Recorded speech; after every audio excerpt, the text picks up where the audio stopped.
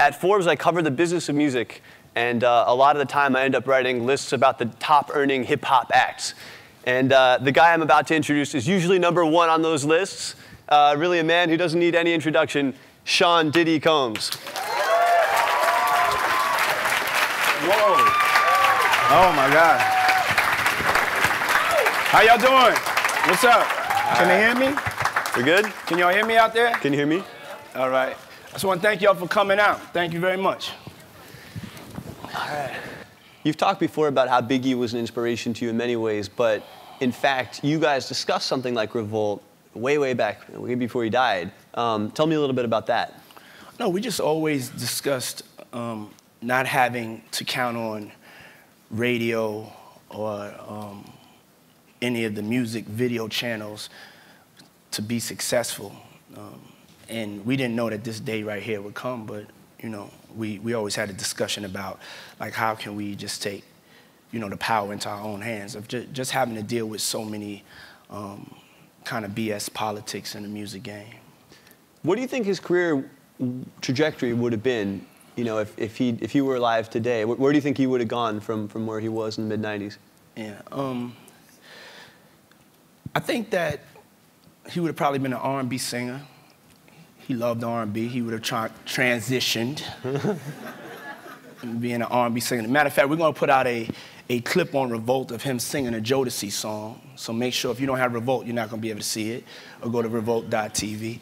But yeah, he was a great singer and a great R&B. He loved R&B songs. He loved Luther Vandross, you know. And we probably would have put in a bid for Hennessy or something, and he would have had Hennessy, I would have had Ciroc.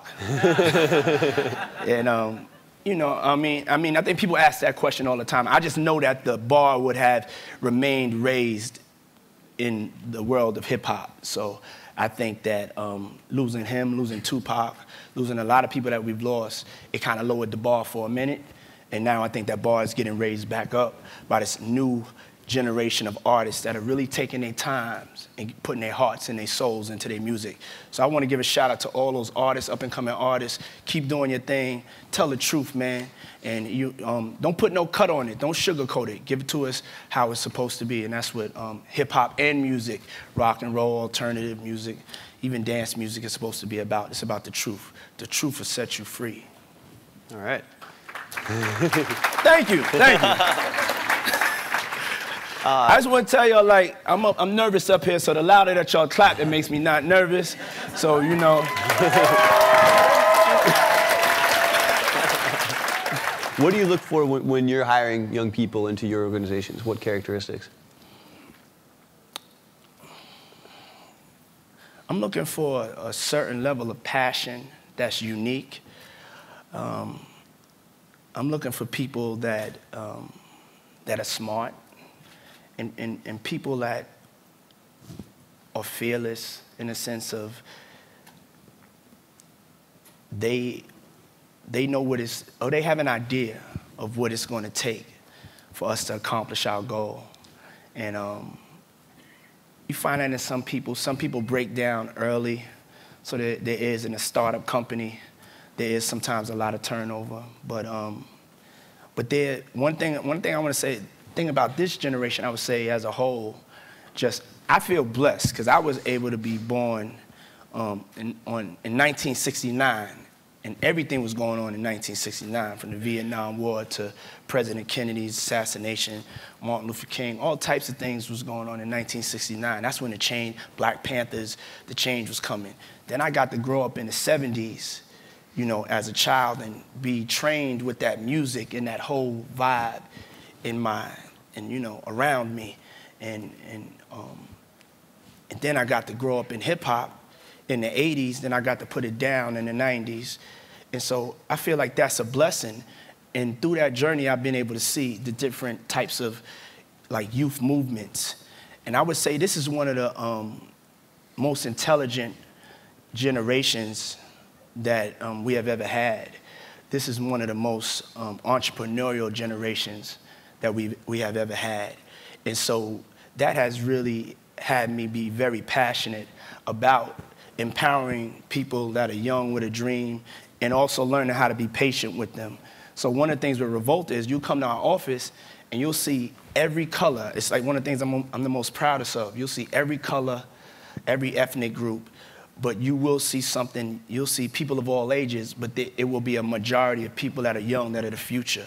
I want the future leaders to be running my company. Not saying that I'm putting anybody that's older out the pasture, because I'm in the same boat as y'all, but it's like we have to listen to people that are actually in the culture, that are living it every second, every day. We have to be able to listen to them, and we have to be able to empower them and let them make mistakes and to be able to be successful.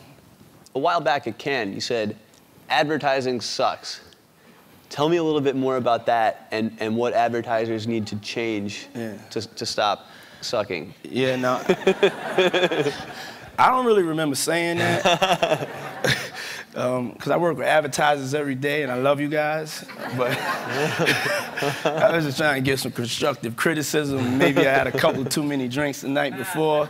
But I was just really trying to say, as far as it just frustrates me at times, as far as the way I like to say that I specialize in millennials, or I specialize in youth culture, or in authentic culture, cool culture.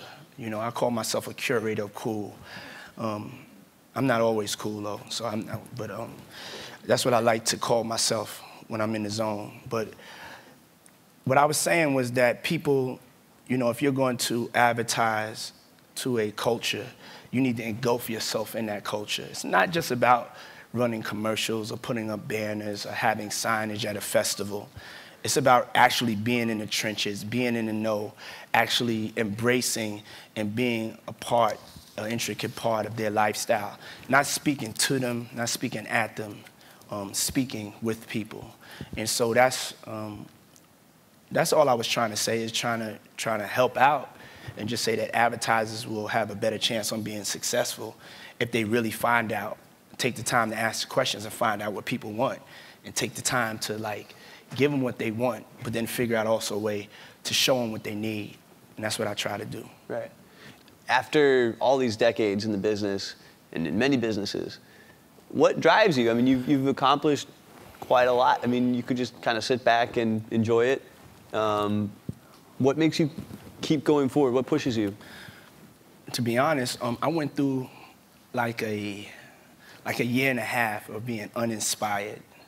And I just hit a wall, and I was just like, why am I getting up out of bed? It was like, music is such a part of my life. I was listening. I was also putting out like the last album that I had did. And so I was still kind of connected to it also, and I was putting out other artists. And it was just like so much bullshit being put out. And, like the lack of real music, and, the lack of, just true artistry. And it was just like I kind of got uninspired a little bit. And then also I was like kind of working, I was for some reason I must have got a bad crop of just like up and coming executives. And it was just like, I just didn't feel like people had the passion that I had. And then, due to the social revolution, things started to change. I started to be able to connect with people from around the world. I started to see different things. I started to be able to get put on to different things that inspired me. And I was like, your journey is not done. Like you have a mission. Like you have to be able to share your experiences with people that are coming behind you. And you have to be able to take chances on people and be patient. And I think that has inspired me. And I think that Revolt was a perfect platform for me to get involved in and to be disruptive. Because I was kind of bored because things weren't being disruptive. And over the last 3 years, I would say disruption has been the key to a lot of success. You can't wait for somebody to give you a chance. You can't wait to be heard. You got to stand up in that motherfucker and start screaming at the top of your lungs and refuse to not be heard or listened to. And that's what inspires me. So coming here is one of the things, and y'all inspire me out there.